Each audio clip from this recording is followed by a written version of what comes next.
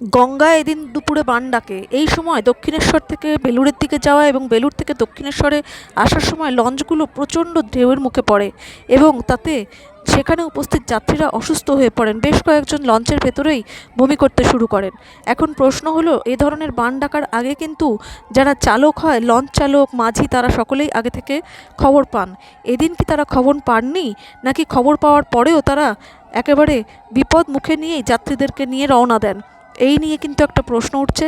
যাত্রীরা এতটাই আতঙ্কিত হয়ে পড়েন, অনেকেই লঞ্চের মধ্য থেকেই উলু দিতে শুরু করেন।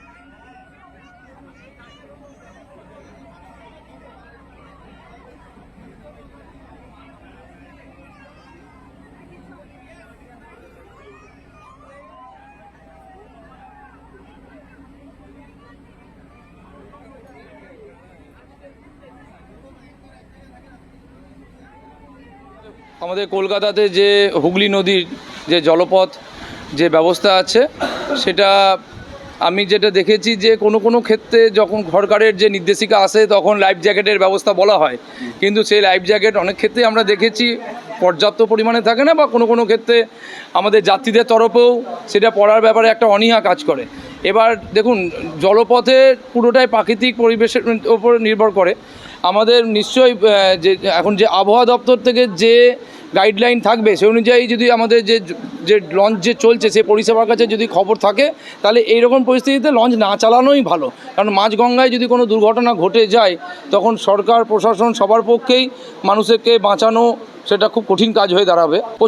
প্রচণ্ড আমিও দেখেছি, বা কোনো সময় আমি নিজেও দেখেছি যে গঙ্গা পেরোতে গিয়ে যখন বিশেষ করে বর্ষার দিনে এতটাই পরিমাণ ঢেউ ওঠে, খুবই ভয় লাগে। লঞ্চটা সেই মুহূর্তের জন্য অবশ্যই বন্ধ রাখার ভালো। প্রিকশনের ব্যবস্থা মানে আমার যেটুকু মনে পড়ে, যেটা আপনার কিছুদিন আমি আপনার যেটা হচ্ছে লাইফ জ্যাকেট বা এগুলো দেখেছিলাম, তাও পর্যাপ্ত নয় মনে হয়। কারণ অফিস টাইমে যেভাবে হাওড়া থেকে আপনার হচ্ছে স্টেশন থেকে যে আমাদের যে যায়, সেটা না, সরকারের তরফ থেকে আরও লাইফ জ্যাকেটের ব্যবস্থা করা আরও দরকার। এবং মানুষও কিন্তু লাইফ জ্যাকেট নিয়ে পড়ে না, তারাও হাতে নিয়ে থাকে। আমি মানুষকেও শুধু সরকারকে দোষ দেবো না, আমরাও লাইফ জ্যাকেটটা যেন প্রপার ওয়েতে যেন পড়ি। মাধ্যমে বা ফেসবুকে ভাইরাল হচ্ছে, যেখানে দেখা যাচ্ছে মাঝগঙ্গা একটা লঞ্চ যাত্রী নিয়ে যে উথাল পাথাল হচ্ছে জোয়ারের সময়।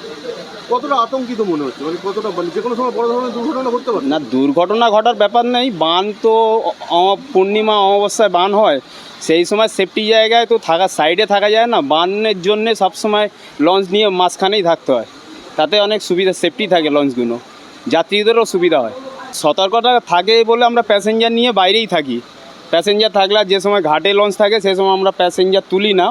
ছাড়া তো উচিত নয়, কিন্তু চিন্তাভাবনা করা দরকার ছিল বলতে হুট করে এরকম আসবে বান, সেরকম কেউ বুঝতে পারেনি। এবার 15-20 মিনিট আধ ঘন্টার রাস্তা তো এসে ওরা ভিড়তে পারেনি বলেই লঞ্চটা অসুবিধা হয়ে গেছে।